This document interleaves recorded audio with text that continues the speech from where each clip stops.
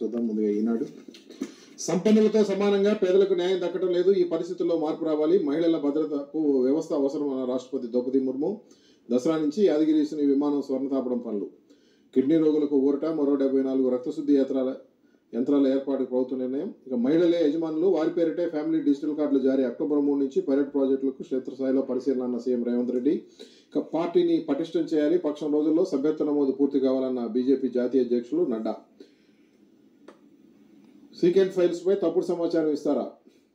మేడిగడ్డలో నిర్మించామన్న మాజీ ANC సమాధానంపై justice Ghosh ఆగ్రహం. ఇక ఏ ఒక్కరిని బలవంతంగా తరలించాం. మూసీ నిర్వాసితులకు శాశ్వత పునరావాసం, జీవనోపాధి కల్పిస్తాం. 26 జూన్ లోపు నదిలో మంచినీళ్లు ప్రవహించాలన్నదే సీఎం లక్ష్యమన్న పురపాలక శాఖ ముఖ్య కార్యదర్శి దానకిషోర్. అనుమతులు లేని భవనాలనే కూల్చేస్తున్నాం. పేదలు కాదు తిమింగాలే మా లక్ష్యమన్న హైడ్రా కమిషనర్ రంగనాథ్. రాష్ట్రంలో బుల్డోజర్ రాజ్యం రాహుల్ దీన్ని తక్షణం ఆపండి అన్న హరీష్ రావు. తెలంగాణ భవన్కు భారీగా తరలివచ్చి గోడ వెళ్లబోసుకున్న బాధితులు. హెజ్బుల్లా అధినేత నజరల్లా హతం, ఆయన కుమార్తె, డిప్యూటీ కమాండర్ సహా పలువురు సీనియర్ నేతలు మృతి. పశ్చిమాసియాలో అత్యంత ఉద్రిక్త వాతావరణం. ఆంధ్రజ్యోతి